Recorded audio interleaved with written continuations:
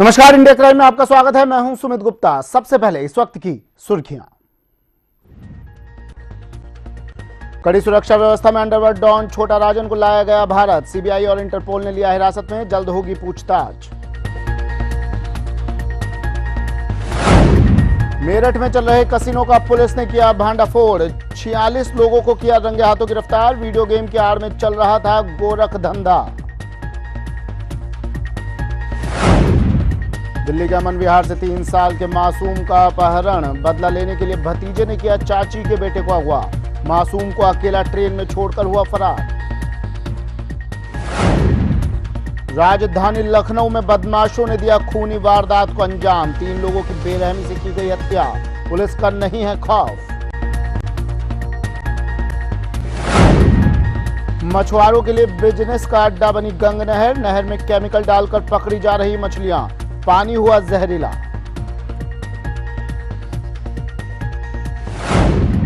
अल्मोड़ा में बेरोजगार योग प्रशिक्षितों ने किया योग महोत्सव का विरोध। कहा, बाहर के योग प्रशिक्षितों को मौका देकर सरकार कर रही है भेदभाव। और गाजियाबाद में करवा चौथ के दिन हुई महिला की हत्या का पुलिस ने किया खुलासा। भतीजे ने रची थी हत्या की साजिश। रंजिश की वजह से दिया वारदात को अंजाम। अब खबरें विस्तार से। अंडरवर्ल्ड डॉन छोटा राजन को लेकर भारतीय जांच एजेंसियां शुक्रवार सुबह विशेष विमान से दिल्ली पहुंची। इस दौरान हवाई अड्डे पर सुरक्षा व्यवस्था काफी कड़ी रखी गई थी। बेहद कड़ी सुरक्षा के बीच उसे हवाई अड्डे से बाहर ले जाया गया। छोटा राजन को सीबीआई मुख्यालय ले जाया गया।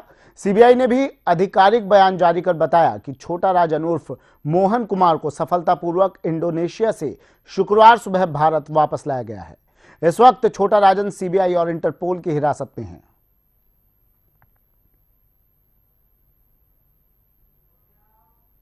उत्तर प्रदेश में अपराधियों के हौसले बुलंद हैं।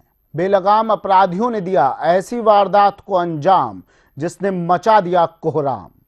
इस वारदात ने साबित कर दिया कि अब इस खाकी का खौफ अपराधियों में नहीं रहा।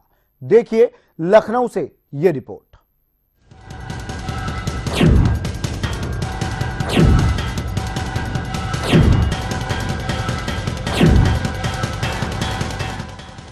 इस भीड़ को देखिए, रोते बिलखते इन लोगों को देखिए, फर्श पर पड़े इस लाल रंग को देखिए जो बड़ी ही बेरहमी से शरीर से टपका है। ये निशान, ये भीड़, रोते बिलखते लोग गवाही दे रहे हैं किसी संगीन वारदात की। अब जरा इस घर को गौर से देखिए। इसी घर में दिया गया है इस संगीन वारदात को अंजाम। राजधानी लखनऊ से यूं तो राजाओं का राज चलता है। कई नियम, कई कायदे बनाए जाते हैं। उन्हें अमली जामा पहनाया जाता है। जनता की सुरक्षा की बात की जाती है, दावे किए जाते हैं। लेकिन ये तस्वीरें बयां कर रही है उन दावों और वादों की हकीकत, उनकी सच्चाई, जिसे देखकर और सुनकर यकीनन प्रजातंत्र के होश उड़ जाएंगे।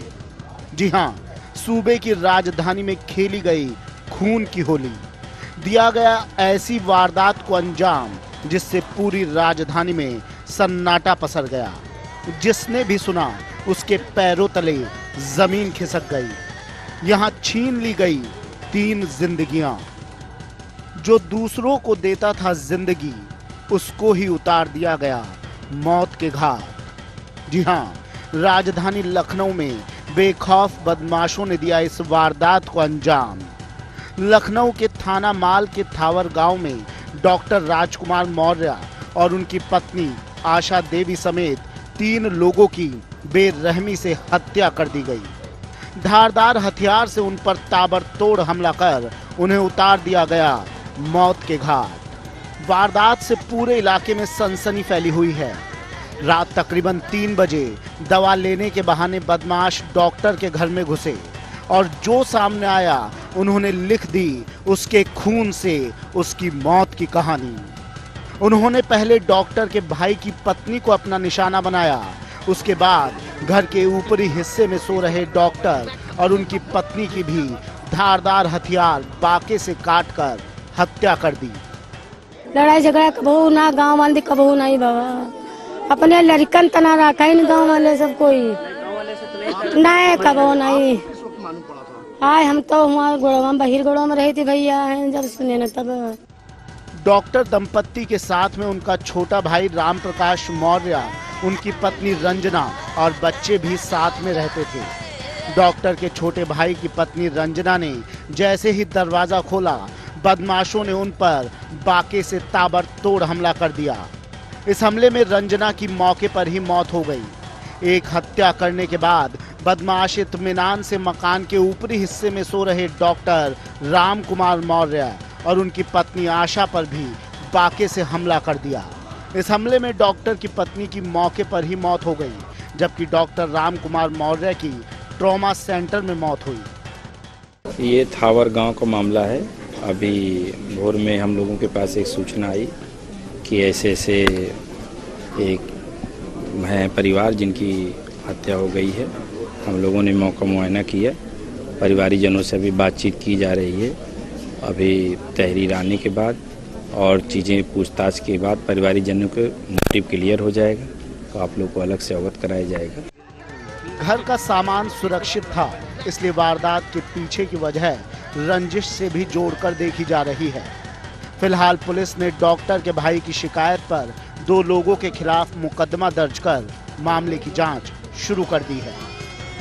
अशरुल सिद्दीकी, लखनऊ, इंडिया क्राइम।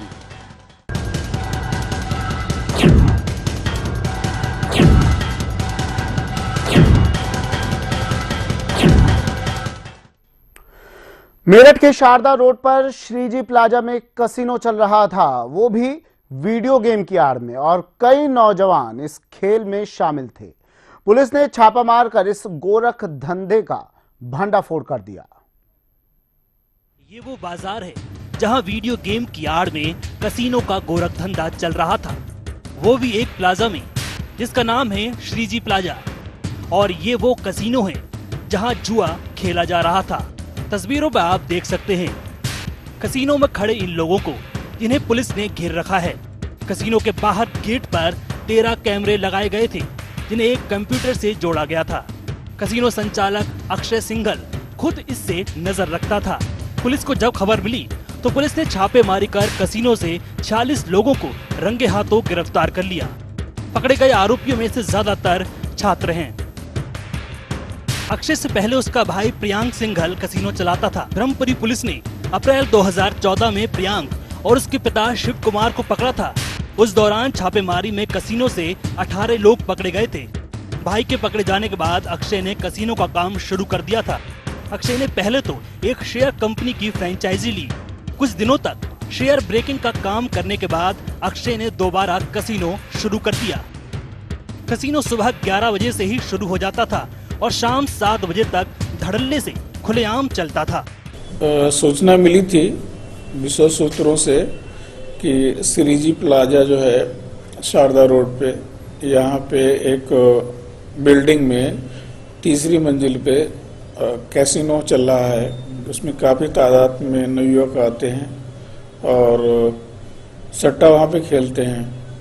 इस सूचना पे फोर्स के साथ में हमारे सर्किल का फोर्स था, ब्रह्मपुरी सर्किल का, टीपी नगर और ब्रह्मपुरी का, और मेरे ऑफिस का था। इन्होंने रेड किया वहाँ पे। वहाँ से 46 लोगों को गिरफ्तार किया गया। अब आपको बताते हैं किस तरह से यहाँ दाव खेला जाता था। दाव लगाने का तरीका इस तरह है कि 36 नंबर होते हैं और 36 नंबरों में से 36 लोग अपना दाव लगाते हैं। जैसे 1 रुपया लगाया तो जीतने के बाद 36 में से 20% काटकर सभी पैसे जीते हुए व्यक्ति को ही मिलते हैं। इसमें कसिनो संचालक को भी 20% ही मिलते हैं। इन 20% में से मेरठ का कसिनो संचालक मुंबई के संचालक को 10% देता है, यानी जीतो या हारो, लेकिन कसिनो संचालक को तो 20% मिलना ही है। गेम किंग इंडिया करके एक बॉम्बे में कंपनी है, उससे इन्होंने 2 गेम का फ्रेंचाइजी ले रखा है वीडियो गेम खिलाने का। उसी में ये दांव लगवा के सट्टा कराते थे और बड़े पैमाने पे काम हो रहा था। ये कसिनो का गोरख धंधा लंबे समय से चल रहा था, लेकिन पुलिस को इतनी देर से खबर क्यों हुई? कई नौजवान इस खेल के चंगुल में फंसकर अपनी जिंदगी बर्बाद कर रहे थे। उस वक्त पुलिस कहाँ थी? कई सवाल हैं जिसका जवाब किसी के पास नहीं। Manveer, Meerut, India crime. चलिए, तो वीडियो गेम की आड़ में कसिनो का खेल खेला जा रहा था, या यूं कहें जुआ खेला जा रहा था, दांव लगाया जा रहा था और इस दांव में हार और जीत हो रही थी। कई युवा इस खेल में अपना भाग्य आजमाने आ रहे थे। क्या कुछ इस खेल के पीछे की कहानी है, संवाददाता मनव्वर चौहान हमारे साथ सीधे जुड़ रहे हैं, ज्यादा जानकारी लेते हैं। मनव्वर, इस खेल के अगर पीछे की कहानी जानना चाहें, क्या कुछ ये पूरा मामला है? कसिनो काफी समय से यहां पर संचालित हो रहा था, पुलिस को इसकी सूचना कैसे मिली? पूरा मामला मनव्वर। बिल्कुल सुमित, मैं आपको बता दूं, यह कसिनो पिछले काफ़ी समय से यहाँ पे चल रहा था और इस कसिनो की जानकारी आसपास के लोगों को थी, लेकिन आसपास के लोग पुलिस को बताते थे, लेकिन बावजूद इसके पुलिस ने कोई कार्रवाई नहीं की। गुप्त सूत्रों के अनुसार अगर माने तो इसकी शिकायत एसएसपी दिनेश चंद्र दुबे से की गई। दिनेश चंद्र दुबे ने क्षेत्राधिकारी रफीक अहमद को बुला करके इस फटकार लगाई और कहा अगर आप कार्रवाई कर सकते हैं तो करें, नहीं तो मैं खुद कार्रवाई कर सकता हूं। तब पुलिस हरकत में आई और पुलिस ने थाना पुलिस को ना लेकर के अपने जो ऑफिस की पुलिस है, क्षेत्राधिकारी ने ऑफिस की पुलिस ली और अन्य एक थाने की पुलिस बुलाई, टीपी नगर जो पड़ोस का थाना है, जा करके और वहां पर शाम को छापेमारी की। यहाँ से 45 युवक जो नवयुवक हैं, छात्र भी हैं, पकड़े गए। साथ ही साथ 35 डेस्कटॉप हैं, भारी संख्या में पैसे की बरामद की गई। सुमित, मैं आपको बता दूं, लगातार इसकी सूचना मिलने के बावजूद भी थाना पुलिस कार्रवाई नहीं कर रही थी, तो कहीं ना कहीं थाना पुलिस की जो भूमिका है वो संदिग्ध है। जबकि कैमरे के सामने जो आरोपी हैं वो बोल नहीं रहे हैं। बिना कैमरे के उन्होंने बताया कि वो थाना पुलिस को लगातार इसमें से एक चौथाई हिस्सा जो होता था इनकम का वो पहुंचाते थे। इस तरह से ये पूरा कसिनो, ऑनलाइन कसिनो यहाँ पर संचालित था और शायद यही वजह रही है कि अब तक ये चल रहा था और पुलिस ने इसमें कुछ नहीं किया।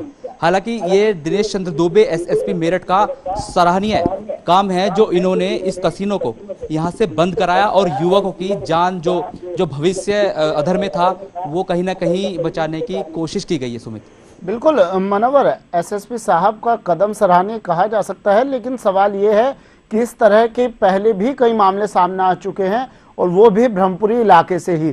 क्यों नहीं पहले कार्रवाई की गई? और अब भी सवाल पुलिस वालों पर उठ रहा है, थाना अध्यक्ष पर उठ रहा है, क्यों इस पर इतना लेट कार्रवाई की गई इस कसिनो पर, जबकि जानकारी में था ये? बिल्कुल सुमित, मैं आपको बता दूं, पहले भी यहाँ पर कार्रवाई की गई और यही श्री प्लाजा और यही कसिनो था। जो कसिनो संचालक है एक नवयुवक है और उसके पिता ही इस कसिनो को चलाते थे, एक पिता और बड़े भाई। उनके जेल जाने के बाद इस लड़के ने, इसकी महज 22 साल उम्र है और यह है एक स्कूल का छात्र है। हालांकि हम यहाँ नाम खोलना नहीं चाहेंगे क्योंकि इंडिया क्राइम का मकसद डराना नहीं बचाना है। हम चाहते हैं कि देश भर के जो लोग हमारा प्रोग्राम देख रहे हैं, छात्र और जो युवक हैं, सीख लें और इन चीजों से बचें। उस लड़के ने कसिनो का संचालन दोबारा शुरू किया। मुंबई की एक कंपनी है गैंग किंग के नाम से, उस कंपनी से इन लोगों ने फ्रेंचाइजी ली और उसके बाद इस कसिनो में इन्होंने काम शुरू किया। यहाँ पर आसपास जो जिले के युवक हैं आने शुरू हुए और भारी संख्या में लोग आते थे।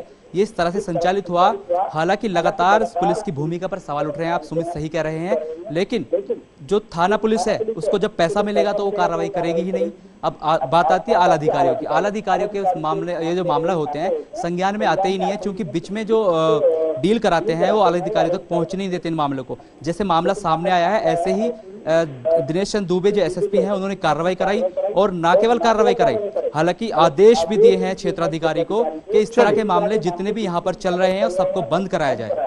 चलिए, शुक्रिया मनव्वर तमाम जानकारी के लिए। तो कसिनो के इस खेल के पीछे और कौन कौन से नाम सामने आएंगे ये तो अब जांच में ही पता चलेगा, लेकिन पुलिस की कार्यशैली पर भी एक बड़ा सवालिया निशान उठ रहा है। हालांकि एसएसपी साहब की इस कदम को सराहनीय कदम कहा जा रहा है। कसिनो पकड़ा है और लाखों युवाओं का जो भविष्य अधर में था उसको कहीं ना कहीं पुलिस ने बचा लिया है। छोटा सा ब्रेक लेते हैं, ब्रेक के बाद जल्द हाजिर होंगे।